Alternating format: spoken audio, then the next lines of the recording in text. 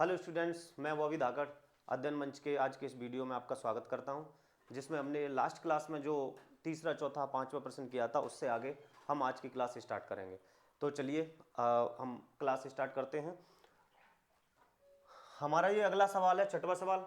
आज की वीडियो में छठवां सवाल और सातवां सवाल और 1.2 का पहला एक प्रमेय है उसको सिद्ध करेंगे। तो इन छठवें सातवें सवाल में आप सवाल पढ़िए कि व्याख्या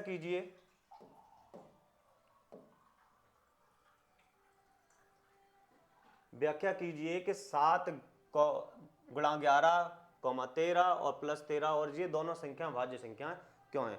मैं आपको ये तो पहले ही बता चुका था कि भाज्य संख्या क्या होती है, अभाज्य संख्या क्या होती है। वे संख्याएं जिनके दो से ज्यादा गुणनखंड हो वे भाज्य हैं, और वे संख्याएं जिनके दो से ज्यादा कम गुणनखंड, दो गुणनखंड उन्हें हम अभाज्य संख्या कहते हैं। तो चलिए इसको अपन लाते हैं, वहां तक ले आएंगे जहां इसके दो से ज्यादा गुणनखंड हो जाएंगे। तो इसको शुरुआत करते हैं। चलिए देखिए,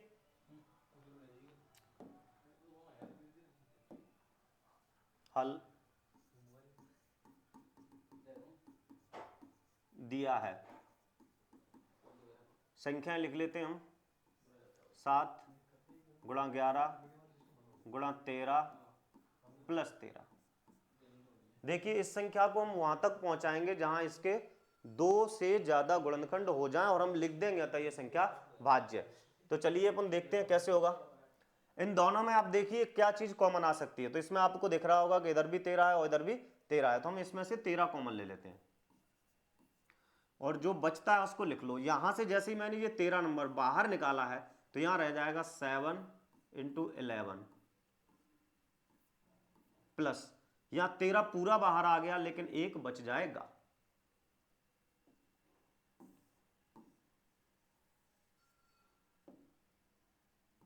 इलेवन प्लस 1। अब 13 दोनों में से बाहर आ गया। जब भी आप कॉमन लेते हो कोई चीज तो आप ये देख लिया करो कि जो बाहर लिया है उसका इसमें गुणा करने के बाद अगर इसी का यही नंबर आ जाएगा तो समझ लीजिए आपने जो संख्या कॉमन ली है वो एकदम स्पष्ट है और बिल्कुल सही है। चलो अब आगे इसका मल्टीप्लिकेशन कर लेते हैं। 11 से 7 से करेंगे तो 77 प्लस 1 13 और 77 से 1 से करेंगे तो 78। अब इसमें आपको क्या करना है, अभी दो हो गए। मैंने आपको सिखाया था एक ऐसा नंबर है जिसको किसी के साथ भी गुणा किया जा सकता है और किसी के साथ भी भाग किया जा सकता है। तो चलिए देखिए इसमें एक का क्या कर दीजिए आप, यहां पे आगे कर देते हैं हम लोग। एक को मैं डिफरेंट कलर से इसलिए लिख रहा हूं क्योंकि एक को हमने एक का अपने मन से अपनी तरफ से इसमें मल्टीप्लिकेशन कर रखा है। तो चलिए लिखेंगे अतः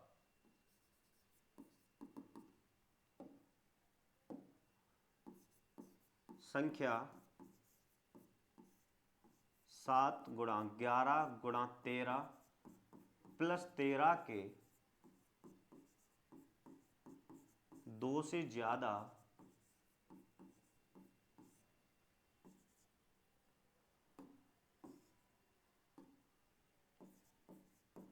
गुणनखंड हैं, अतः दी गई संख्या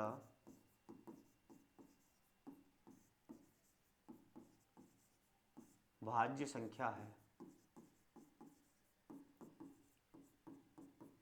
इसी प्रकार से हम दूसरी संख्या को लेते हैं। दूसरी लिखी हुई है 7 गुणा 6 गुणा 5 गुणा 4 गुणा 3 गुणा 2 गुणा 1 प्लस 5। जैसे हमने ऊपर कॉमन ले रखा है वैसे हम नीचे कॉमन लेंगे तो दोनों में इधर 5 मिल रहा है तो हम 5 को बाहर ले लो। इसके अलावा जो भी नंबर्स लिखे उनको जैसे कि तैसे लिख दीजिए। 7 गुणा 6, 5 इसमें से बाहर ले लिया गया है तो इसको यहां पर नहीं लिखेंगे। तो इसके बाद जो बचता है उनको क्रम से लिख दो, 4 3 2 1। प्लस की जगह प्लस लगाओ और जहां से 5 कॉमन लिया है वहां पे क्या आ जाएगा, 1 आ जाएगा। इसके बाद इनका मल्टीप्लिकेशन कर लो। जहां से छोटे नंबर आसानी से हो सकते हैं उधर से अपन मल्टीप्लाई चालू कर देंगे। 2 तिया 6, 6 चौक 24, 24 छक्के 144। सॉरी, 144 से 7 से आप मल्टीप्लिकेशन करोगे, 7 चौक 28 की 8, 7 चौक 28 29 30 की 0, 7 1 7 3 10 और प्लस में आ जाएगा 1। तो 5 गुणा 1008 में जैसे ही जोड़ोगे 1009 हो जाएंगे। सेम कहानी जो हमने ऊपर कर रखी है, इसमें 1 का मल्टीप्लिकेशन और कर देंगे, क्योंकि हम किसी भी नंबर के साथ में 1 का मल्टीप्लिकेशन गुणा कर सकते हैं। इसके बाद में जो लैंग्वेज हमने ऊपर लिखी है, सेम टू सेम वही लैंग्वेज हम नीचे लिख देंगे कि अतः संख्या 7 गुणा 6 गुणा 5 गुणा 4 गुणा 3 गुणा 2 गुणा 1 और प्लस 5 के 2 से ज्यादा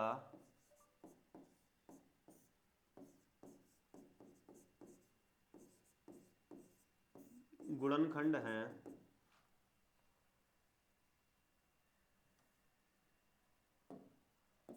अतः गुणनखंड हैं, इधर लिखे देते हैं, अतः दी गई संख्या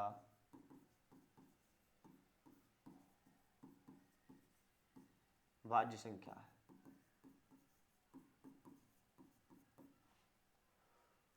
इस प्रकार से हम कोई भी नंबर्स आपको दिए गए हों उसमें से कॉमन लेके मल्टीप्लिकेशन में उसके 2 से ज्यादा गुणनखंड लिख लीजिए और वो संख्या को हम लिख देंगे कि दी गई संख्या भाज्य संख्या है। अब अगले क्वेश्चन पर चलते हैं।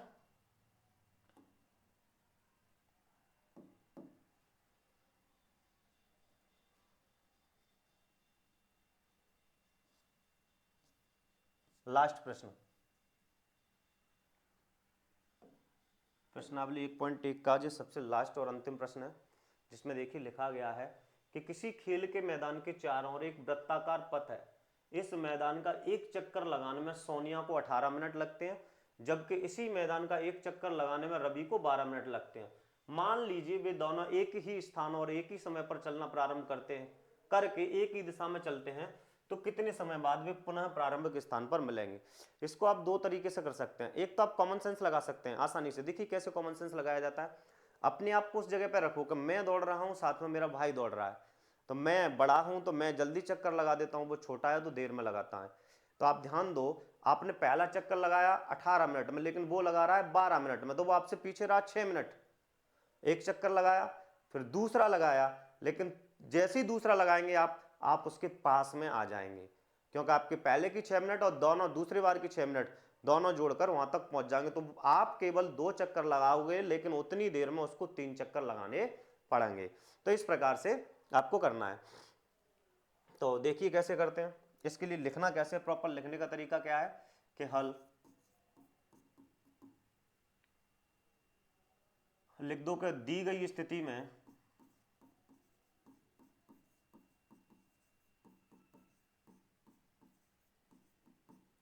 हम एलसीएम ज्ञात करेंगे।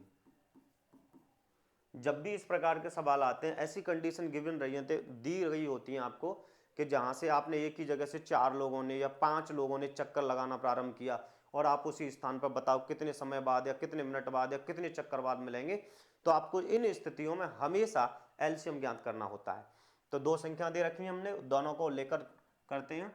संख्या कौन सी है? एक 18 मिनट में लगा रहा है, दूसरा 36 मिनट में लगा रहा है। सॉरी, एक 18 मिनट में है, दूसरा 12 मिनट में लगा रहा है।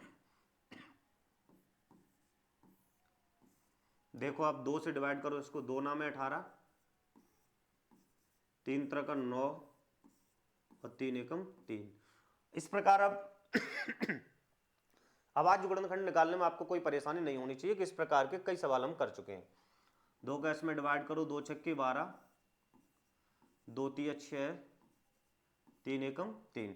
चलिए लिखिए, 12 के अभाज्य गुणनखंड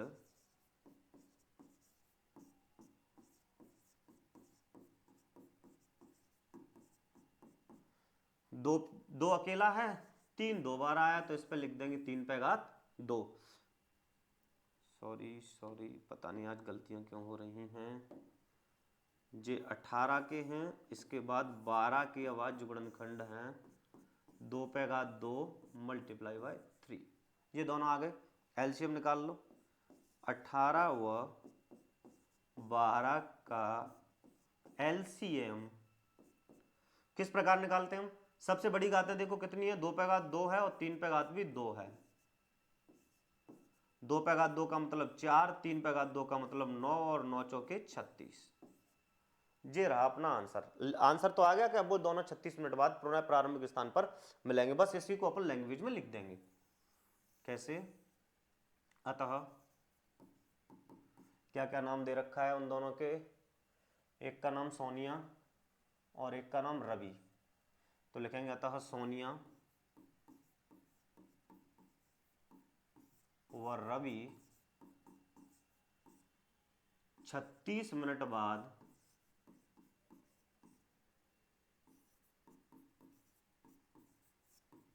पुनः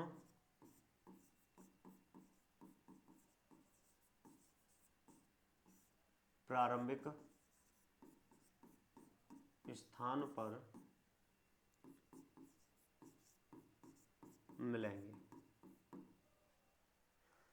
इस प्रकार से आपका 1.1 प्रश्नावली यहीं पर खत्म होती है। आज केवल हम 1.2 का पहला एक प्रमेय है 1.2 के करके उस प्रमेय को हल करेंगे और उसके बाद में बाकी सवाल कल के क्लास में करेंगे। तो चलिए हम अगले क्लास के लिए अगले सवाल के लिए चलते हैं। अगली पीडीएफ ले लेते हैं एक।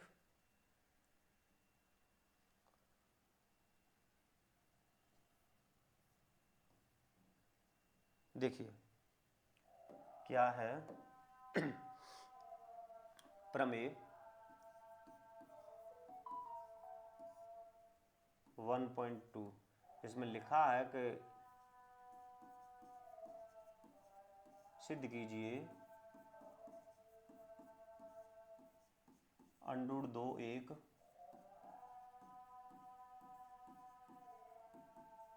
अपरिमेय संख्या है। हमें ये सिद्ध करके बताना है। ये तो मैंने आपको जब पहला लेक्चर लिया था सबसे पहला, तो उसमें हम बता चुके हैं आपको को वास्तविक संख्या क्या होती है, परिमेय क्या होती है, अपरिमेय क्या होती है।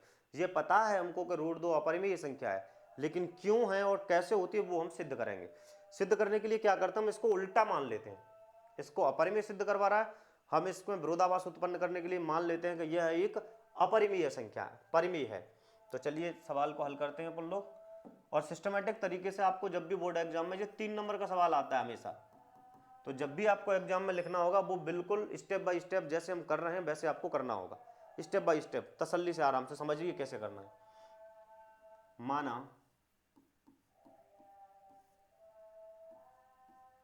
√2 एक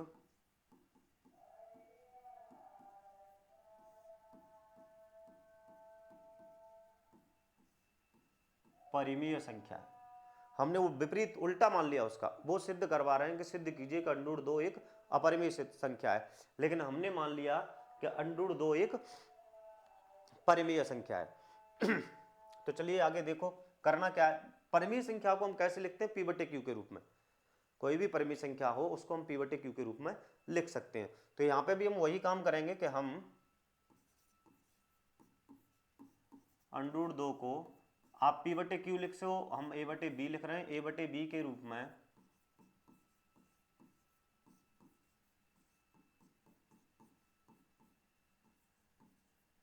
लिख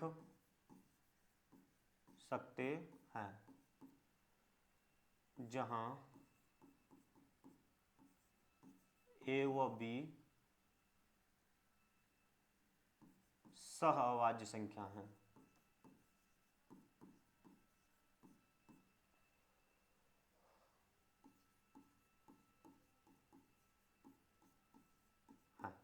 हमने लिख दिया कि A और B दोनों कैसी संख्या है, सहअवाज्य।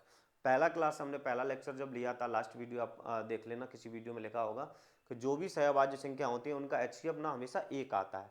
तो हमने लिख दिया कि √2 को A/B के रूप में लिख सकते हैं जहां A और B सहअवाज्य संख्या है तथा अर्थात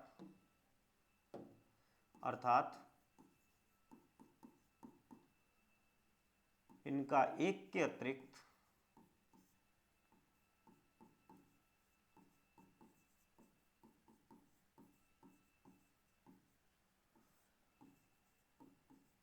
कोई भी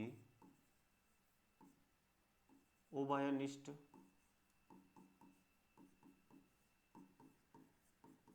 गुणनखंड नहीं है। साथ ही आप लिख सकते हैं इसमें कि जो b है वो कभी भी बराबर नहीं होगा जीरो के, जो b है वो कभी भी जीरो के बराबर नहीं होगा। चलिए अब जो परिमेय संख्या है, जब परिमेय संख्या है तो हम क्या कर सकते हैं कि √2 बराबर लिख सकते हैं a/b, क्योंकि परिमेय संख्या है तो हम इस प्रकार लिखा जा सकता है, √2 को ही माना है तो दोनों क्या हो जाएंगे, बराबर हो जाएंगे। अब क्या करो, आप दोनों का वर्ग कर दो, दोनों पक्षों का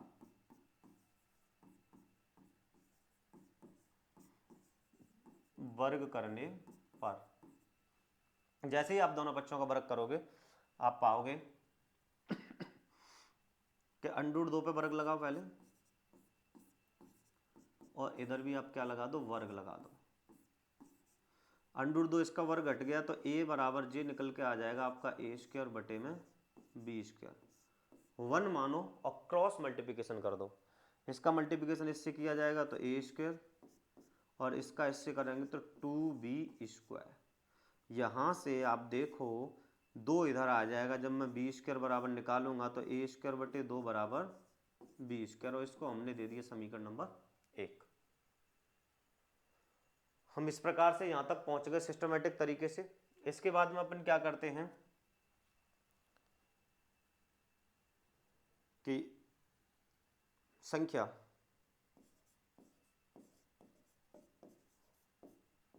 दो a² को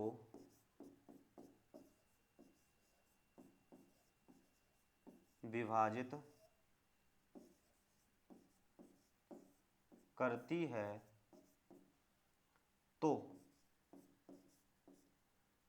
2a को भी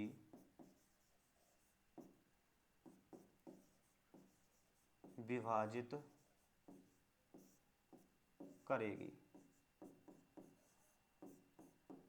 जी फिक्स है, आप ध्यान दें इसमें एक प्रमेय है 1.1 नाम से इसी प्रश्नावली में, उसको हम आपको कल के क्लास में कराएंगे कि क्या है कि जब कोई किसी संख्या का स्क्वायर जो है किसी नंबर से विभाजित होता है तो वो संख्या भी उसी नंबर से विभाजित होगी। ये एक प्रमेय है जिसको हम सिद्ध करवाएंगे। तो यहां तक पहुंच गए। अब हम क्या करते हैं, जो समीकरण 1 है उसमें a के बराबर आप कुछ मान लो, b छोड़ दो, a b को छोड़कर आप कुछ भी मान लो, और जो नीचे है वही संख्या मान लो। तो समीकरण 1 में a बराबर 2c रखने पर हम क्या करते हैं, समीकरण 1 में रख देते हैं a बराबर 2c। समीकरण 1 कहाँ है हमारा, ये रहा। जैसे ही आप रखोगे तो a की जगह, a केवल a की जगह पर रखेंगे तो ये a है ना उसके स्थान पर रखना है आपको, तो a की जगह पे आप रखो 2c, नीचे आएगा 2, लेकिन a का स्क्वायर लगा हुआ है यहाँ पर तो हम इसका भी क्या लगा देंगे, स्क्वायर लगा देंगे, और बराबर में लिखा हुआ है आपका b²। 2 का वर्ग कर दो 4, c वर्ग बटे में 2, और बराबर में आ जाएगा b²। 2 से इसको काट दो, 2 दूनी 4, तो इधर बचा आपका 2c² बराबर b², तो c² बराबर निकल आएगा b² बटे 2। पुनः वही कहानी जो नीचे उसी के लिए इसको लिख देंगे, पुनः संख्या 2 b² को विभाजित करती है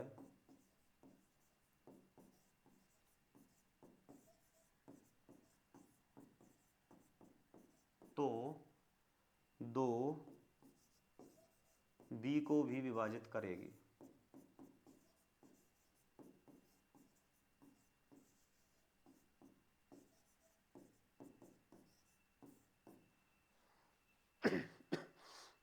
यहां देखिए इस लाइन में हमने बताया है कि जो 2 है ना वो a² को भी विभाजित कर रहा है और a को भी, और इस लाइन में हम कह रहे हैं कि जो 2 है वो b को भी विभाजित कर रहा है। मतलब यहां से आपको दिख रहा है ना कि जो 2 है ना वो a को भी विभाजित कर रहा है और b को भी क्या कर रहा है, विभाजित।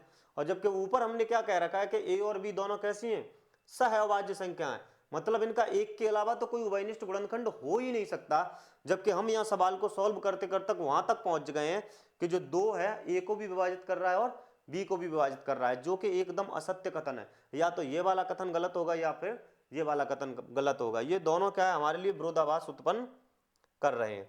अब इस विरोधाभास को हटाने के लिए हम यहीं से लिखना चालू करते हैं कि स्पष्ट है कि संख्या 2 ए व बी को विभाजित करती है।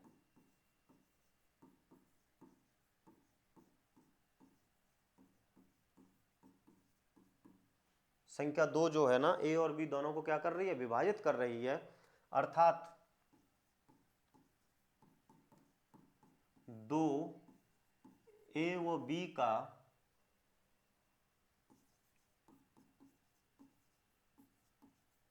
उभयनिष्ठ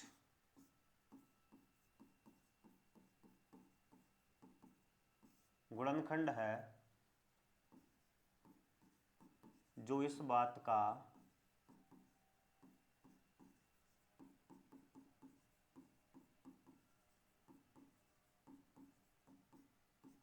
विरोधाभास करती है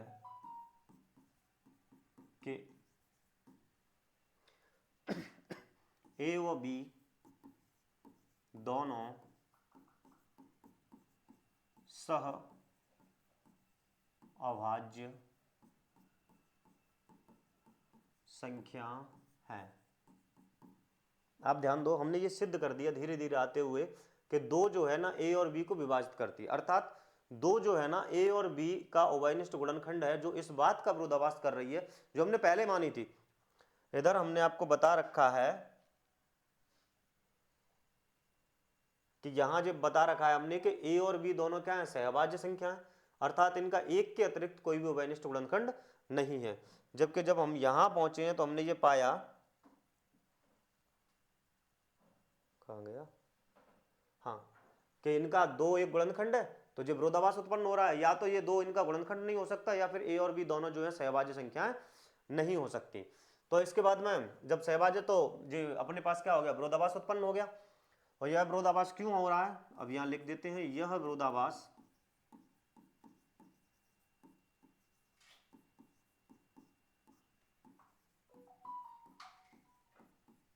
इसलिए उत्पन्न हो रहा है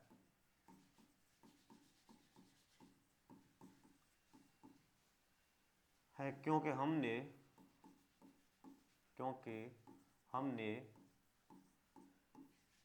√2 को एक परिमेय संख्या माना है।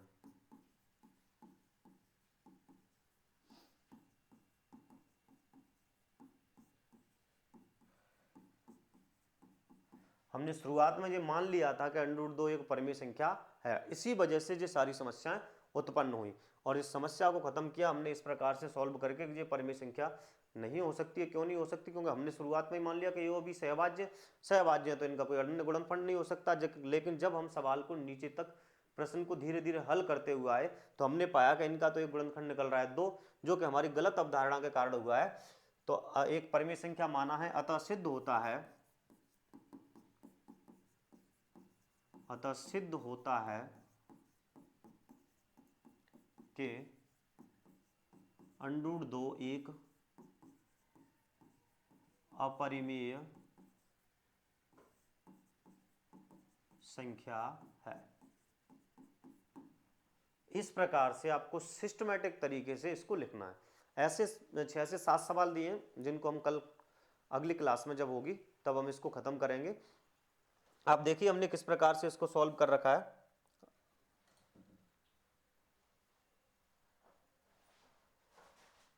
सवाल था हमारे पास कि 1.2 प्रमेय थी, सिद्ध कीजिए कि √2 एक अपरिमेय संख्या है। हमने इसके विपरीत मान लिया, उल्टा माना हमने इसके। सिद्ध हमको अपरिमेय करना है, हमने मान लिया कि √2 एक परिमेय संख्या है। अब परिमेय है तो हम बता चुके हैं कि परिमेय संख्या वो होती है जिनको हम P/Q के रूप में लिख सकते हैं।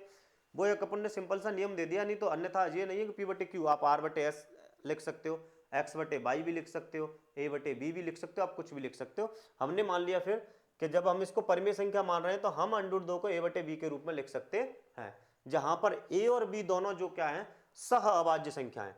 सह अभाज्य का मतलब क्या होता है, जिनका केवल HCF क्या आ जाए, एक आ जाए। और HCF का मतलब है कि जब हम उनका HCF निकालें तो एक के अतिरिक्त कुछ ना निकले। तो इसलिए हमने लिख दिया कि इसका एक के अतिरिक्त कोई भी उभयनिष्ठ गुणनखंड नहीं है, जहां पर बी क्या है, कभी भी 0 के बराबर नहीं हो सकता। √2 को हमने जो माना वही कर दिया, ए बटे बी। दोनों पक्षों को आपको क्या करना है, वर्ग करना है। और जैसे ही वर्ग किया तो 2 के वर्ग से इसका √ हट गया और ए बटे वर्ग, ए वर्ग और बी वर्ग आ गया। क्रॉस मल्टीप्लिकेशन किया तो यहाँ पर इस 2 का इधर भाग दिया तो केवल इधर से बी वर्ग बराबर निकला ए वर्ग बटे 2। यहाँ पे जो बी वर्ग है ना, आप ये समझ लीजिए कि इसका भागफल है।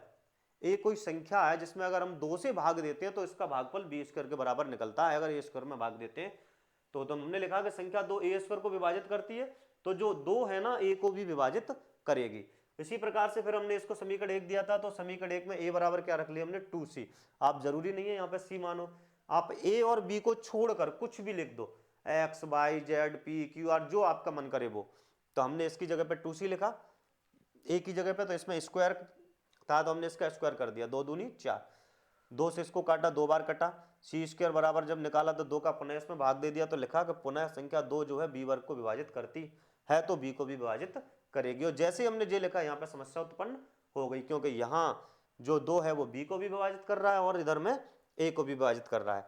इसी कंफ्यूजन को दूर करने के लिए हमने इधर सारी चीजें स्पष्ट कर रखी हैं कि स्पष्ट है कि संख्या 2 ए और बी को विभाजित करती है, अर्थात 2 जो है ए और बी का एक उभयनिष्ठ गुणनखंड है। जो इस बात का विरोधाभास करती है कि उधर हमने पिछले पेज पे जो माना है कि ए और बी दोनों सहअभाज्य संख्या है। ये वर्ड याद रखना है, क्योंकि या तो ये सहअभाज्य नहीं हो सकती या फिर ये वाला सिस्टम 2 इनका उभयनिष्ठ गुणनखंड नहीं हो सकता।